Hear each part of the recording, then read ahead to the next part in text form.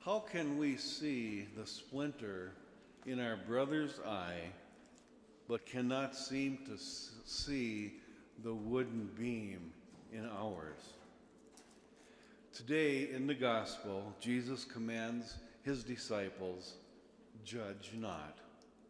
Then he goes on to explain what he means.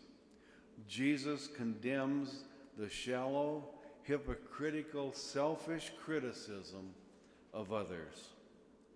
Right judgment is distinguishing between good and evil. When one judges using themselves as the standard of goodness, this can be evil.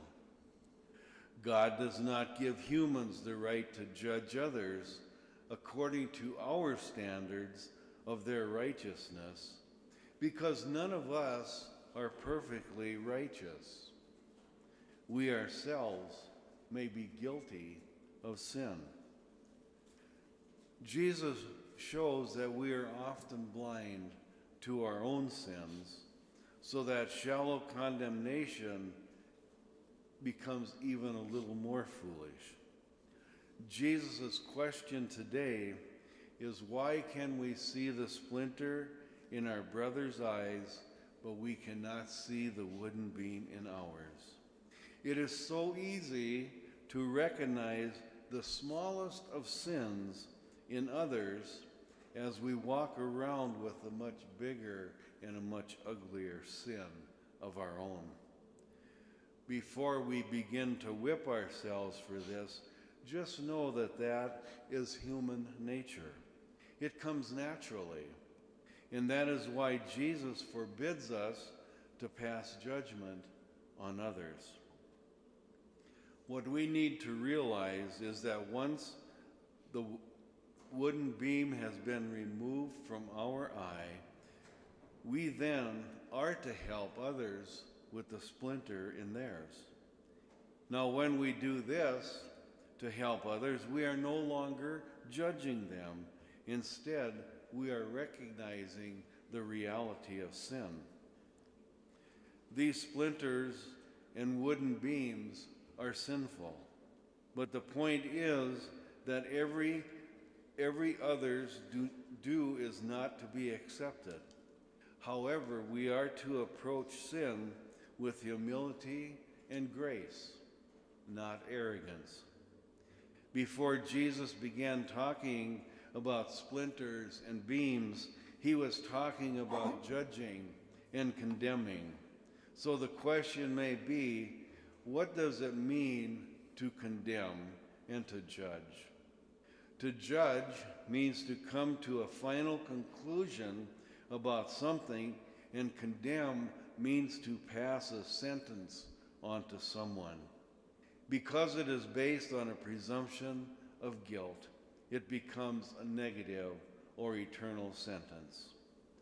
When we look at these two words, someone, and hopefully not me or any of you, we put ourselves in the judgment seat and pronounce damnation on the person. You and I cannot make that conclusion about anyone. A good saying to remember is that when you are pointing your finger at someone, we have three looking back at us. So how do we go about seeing the plank in our eye? First is to remember. Remember what we were before Jesus saved us. Do you and I remember what we were before Jesus? Do we even remember last week when we said the thing we shouldn't, or thought or did the things we should not have? Apart from Jesus, we don't look so good. So before we bring the hammer down on someone else, remember what Jesus said. Let he who be without sin throw the first stone.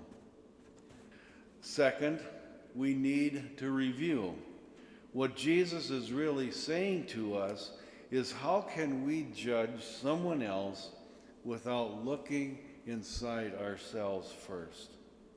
it is always a good idea to look at the condition of our own heart before looking at someone else's. I think we can all say that at one point we can look back in our lives and see something that we did with the wrong motivation, and it turned out wrong. In order to see this, we need to take a moment and review what is in our heart. In Haggai it says, "Now this is what the Almighty says, give careful thought to your ways." When was the last time we did that?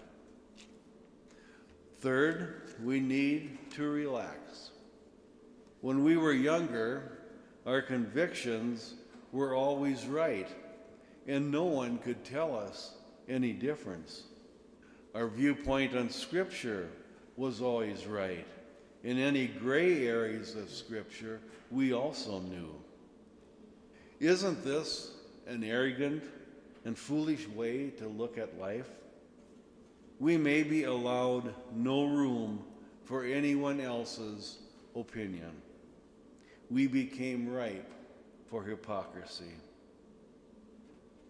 I would venture to say that as we grow older and closer to Jesus, we learn to relax when listening to others.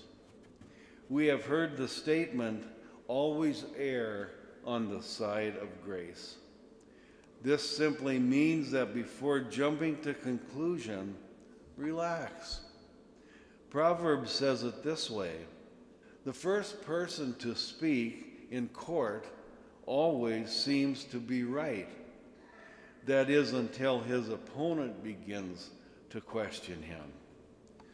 And one thing we may notice is that God, who has complete information, treats you and I with compassion, with grace and love and mercy.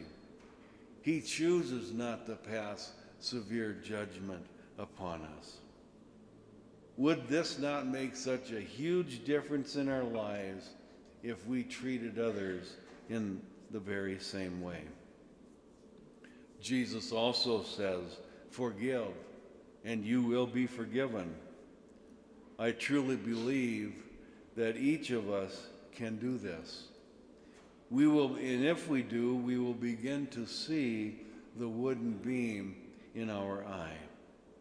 And once we remove, we can see the tiny speck in our brother's eye. Really won't matter all that much.